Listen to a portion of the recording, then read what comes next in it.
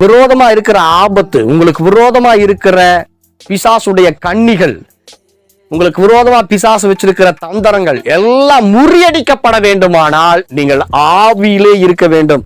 ஆவியில் இருப்பதற்கு தேவன் கொடுத்த ஒரு வரம் தான் அந்நிய பாஷை. அப்போ ஆவியில நிறைஞ்சு நீங்க ஜெபிக்கும் போது பரிசுத்த ஆவியானவர் அதுக்கு நேரா கொண்டு போயிடுவாரு. சிமியோன் ஒரு மனுஷன் இருந்தார். இயேசு கிறிஸ்துவை பார்க்கறதுக்கு முன்னாடி நீ கண்ணை மூட மாட்டேன்னு சொன்னார். லூக்கா 2ஆம் அதிகாரத்துல 25வது வசனமா வாசிங்க. அவன் மேல் பரிசுத்த ஆவியானவர் இருந்தார்.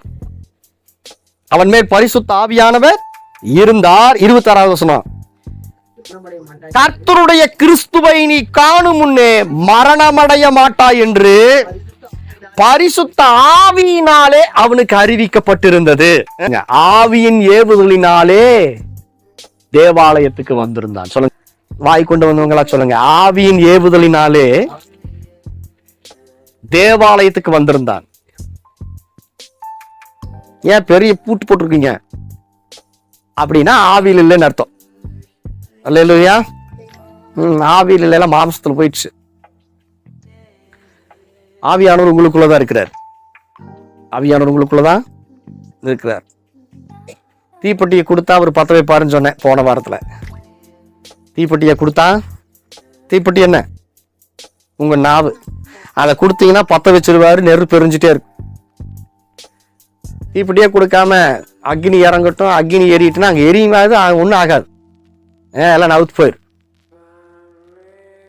அல்லேலூயா. எலியா ஆவியில் இருந்தார். வானத்திலிருந்து அக்னி வரட்டுன்னு சொன்னார் பாருங்க. சொன்ன உடனே வந்து என்ன பண்ணுச்சா? பலிய பச்சிச்சது. அங்க இருக்கிற நெருப்பு, அந்த நெருப்பு வந்து தண்ணிவே என்ன பண்ணுச்சா? பில்லிங்கி போட்டுருச்சா. தண்ணி மாதிரி கூல் ஆயிட்டீங்களா வாழ்க்கையில? ஆவிக்குறி ஜீவிதத்துல இந்த அக்னியை இறக்குனீங்கன்னா எல்லாம் அதை பச்சிட்டு போட்டுரும். அல்லேலூயா.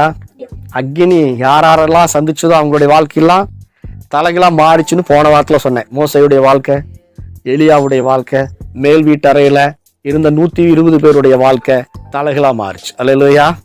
அக்னி சந்திச்சதுனால. இந்த அக்னிமயமான நாவை குறிச்சு நான் போன வாரத்துல பேசினேன். இன்னைக்கு நான் என்ன சொல்றேன்னா, உங்களுக்கு ஆவியானவருடைய வழி நடத்தல் கிடைக்கணும், அல்லது உங்களுக்கென்று தேவன் ஆயத்தம் பண்ணி வச்சிருக்கிற ஆசீர்வாதத்தை உங்க கையில வந்து கிடைக்கணும் அப்படின்னா நீங்க ஆவியில ஜெபிக்கிற பழக்கமுடையவர்களா இருக்கணும்.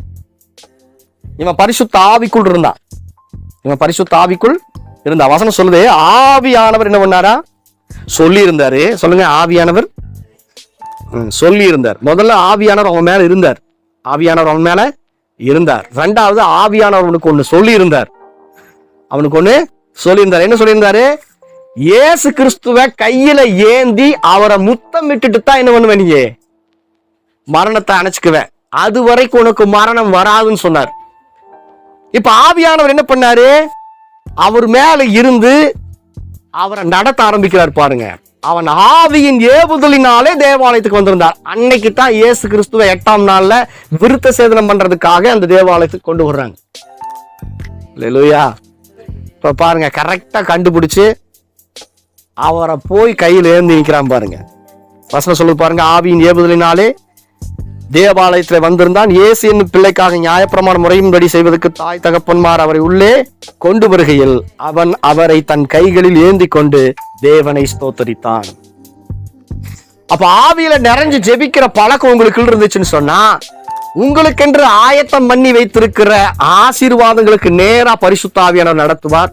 இரண்டாவது, அந்த ஆசீர்வாதமே உங்க கையில வந்து விழும். இயேசு கிறிஸ்து என்ன பண்ணாரு? குழந்தை இறக்கும்போது சிமியோனுடைய கையில வந்து விழுந்தார்.